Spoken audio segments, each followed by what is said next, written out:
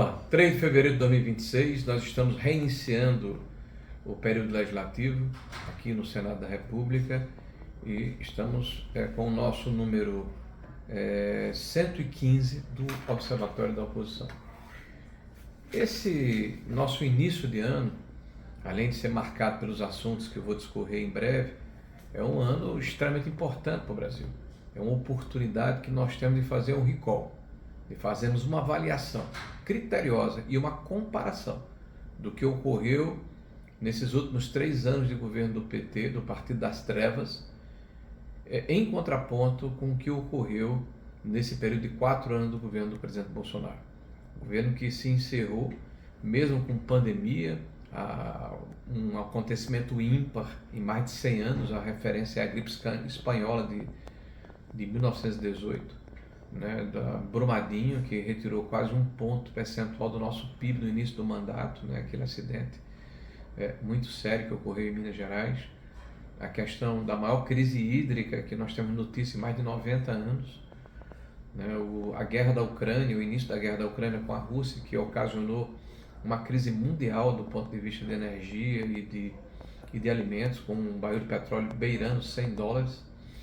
Todos esses acontecimentos impactaram fortemente a administração do presidente Bolsonaro, mas mesmo assim nós terminamos a administração com uma relação dívida-PIB menor do que do início da administração, em torno de 71%. Né? Nós terminamos com um superávit de mais de 50 bilhões de reais. Nós terminamos com as estatais dando lucro, em especial os Correios, né, que estão vilipendiados hoje pelo governo do PT. E ao longo de 3 anos nós vimos uma série de conquistas importantes serem postas por terra pela maneira errática, leviana e eu diria absolutamente descuidada com que o governo tem sido conduzido, em especial nas políticas fiscais. É uma forma criminosa que tem dilapidado as finanças públicas e gerado um grande prejuízo para a sociedade. Nós estamos começando o ano com a questão do caso Master. Né? A liquidação do banco viscera, põe à luz, né, uma série de problemas que existiam nesse banco e a sua promiscuidade com o poder, em especial a gênese, o início desse processo que começa lá na Bahia, né, do atual chefe da Casa Civil, né, Rui Costa, quando era governador, do líder do governo, o senador Jacques Wagner, que inclusive, além de terem proporcionado o início desse processo com o banqueiro Augusto Lima, né, onde vendem uma operação de crédito consignado e essa operação milagrosamente cresce exponencialmente, né, com uma série de facilidades que a gente vai discorrer mais adiante, mas o que é mais impactante para todos nós é o fato de que um simples pedido do PT da Bahia faz com que um ex-ministro da Economia, né, conhecido da Fazenda do PT, o Guido Mantega, conhecido justamente por ser um péssimo ministro, um péssimo gestor, passe a ser remunerado com quase R$1 milhão por mês por um banco de terceira linha, né, e um outro ex-ministro do Supremo Tribunal Federal, coincidentemente depois ministro da Justiça, receba uma consultoria de mais de R$300 mil, tudo isso mensal. Né? Isso certamente vai ser eviscerado, vai ficar muito claro na hora em que pudermos abrir essa CPI do Master. Né? Nós temos aqui também, né, um problema muito sério, que é esse governo requentando, né, projetos antigos, ações antigas que deram muito errado em governos anteriores, né, repetir os mesmos erros e esperar resultados diferentes é um problema mental, né, de psicopatia, de dificuldade cognitiva que tem assolado o governo do Partido dos Trabalhadores, do Partido das Trevas. Né? O governo reedita aquela malfadada medida provisória de financiar caminhões, que já gerou inadimplência, dificuldade na questão dos fretes, disfuncionalidade no setor em tempos pretéritos, e o governo agora, na ânsia de se reeleger, tenta novamente reeditar a mesma medida, exemplo do que aconteceu com o programa habitacional, com os programas sociais. Né? É um governo velho, com ideias velhas, né, com péssimas atitudes e péssimas ações do ponto de vista da gestão, da forma como se comporta, da ética, da moralidade, e nós já sabemos, né, o resultado desse filme, né, que além da corrupção endêmica, gerou a maior catástrofe econômica desde 1948, com o final do governo da Dilma. E agora nós estamos vendo aí o Dilma 3, né, com o Lula. Né?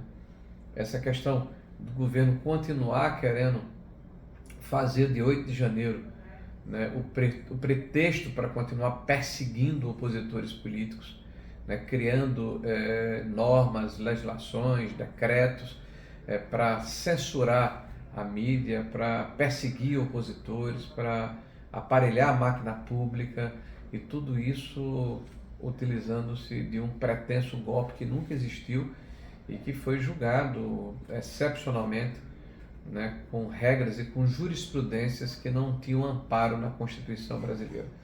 Né? Ao inimigo não foi dado, o inimigo deles, né, não foi dado nenhum direito, e o artigo 5º da Constituição brasileira foi completamente relativizado. Né? A liberdade de expressão que está em risco, né?